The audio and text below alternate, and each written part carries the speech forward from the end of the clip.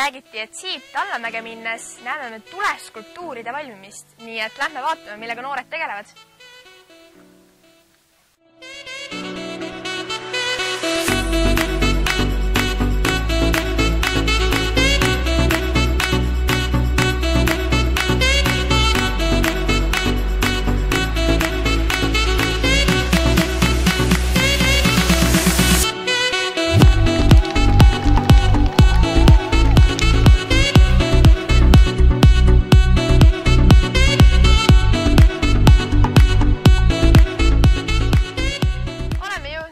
Sushi töötoa juurde ning lähme vaatame, mida noored siis teevad seal.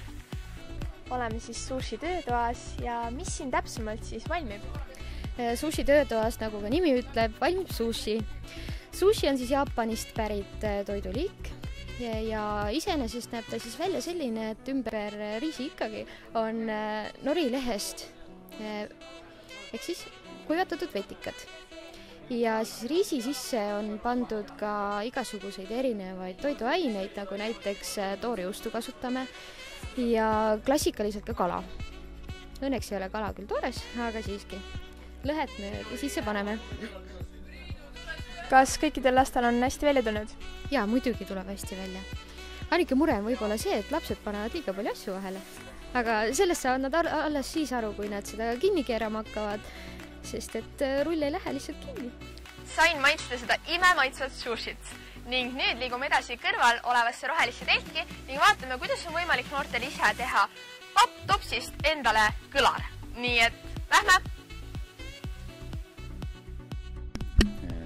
Lapsed ehitasid papist kõlareid ja kõlari ehitus iseenesest on väga lihtne, on vaja ainult magnetit ja traati ja natukene pappi, et see kõik asi töötama saaks. Oleme jõudnud siis meedia töötoa juurde ning lähme uurime lähemalt, millega siin noored tegelevad. Siin töötoas antakse ülevaade vajaminevatest meedialastest oskustest ja selle seosest igapäevaeluga. Töötuba on jagatud 2. Esimeses käsitletakse pildistamise algtõdesid, mis pannakse ka praktikas proovile ning teine osa keskendub enda maine kujundamisele läbi sotsiaalmeedia. Meedia töötoast paar sammu eemal on kohe parkuuri töötuba, nii et vaatame, millega siin noored tegelevad. Kuna praegu on ilm siuke kehvavõitu, et siis parkuuri teha oleks natuke liiga ohtlik. Et seetõttu teeme nagu võimlemisharjutusi siuksed, mis on nii-öelda siis nagu soojendusharjutused, aga samas on natuke mõned jõulisemad ka ja suur tähelepanu pööran koordinatsiooniharjutustele. Et panna ikka lapsed niimoodi mõtlema, et mis liigutus nad peavad tegema ja jah. Minu selja taga asuvas puumajakeses peaks toimuma siis numeroloogia töötuba, aga mis see endast siis kujutab? Lähme vaatame. Aga mida täpsemalt siin numeroloogia töötoas tehakse? No siin ma saan võimalikult vähe õpetada konkreetseid asju, sellepärast, et esiteks on aegüürike ja teiseks on vanusevahe niivõrd suur. Et see on suur vahe, kas mul istub 19-aastane või 8-aastane, kes ei saa veel suurt pihta midagi. Aga midagi, kui ma räägin ka selliseid elunäiteid siia vahele või selliseid põhimõtteid, et miks me üldse midagi teeme, et siis ma loodan, et igaüks saab midagi. Kellega arvutame värvid välja, kellega eludenumbri, kellega isikliku aasta, kellega panime õues tähtkujud ritta, rääksime nende omadustest ja nii et peab vaatama kellele mida. Minu selja taga asub orienteerumispunkt. Lähme uurime lähemalt, kuidas noored orienteeruvad ja millega nad seal tegelevad. Orienteerumistöötoas õpitakse orienteerumise põhitööd selgeks ja pannakse need praktiliselt proovile õhtu saadame noored rajale, kus nad ise saavad teha valiku orienteerumist, valida punktid, mida nad soovivad võtta ja lõpetada oma rada.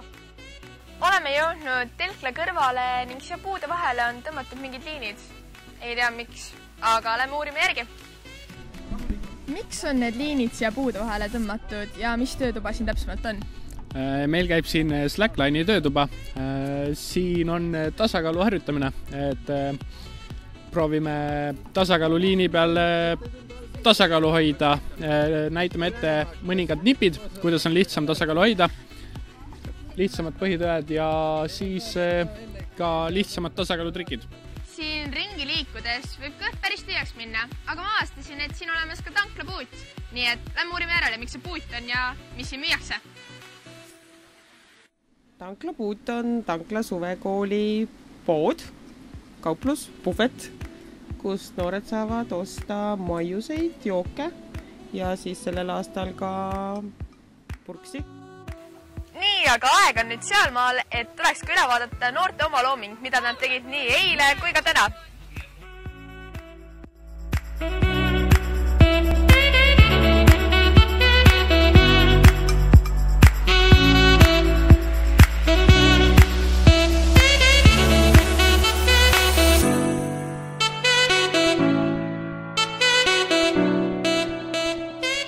Kätte on jõudnud siis hommik ning proovime uniseid noori siis ka üles äratada. Lähme!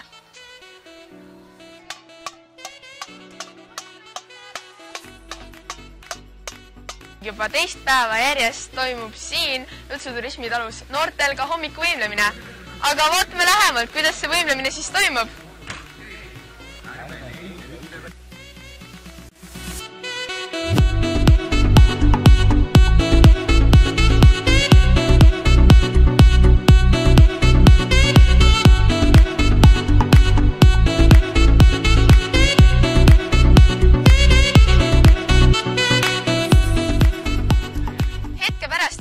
Valdadevahelised võistlusmängud, nii et liigume sinnapoole.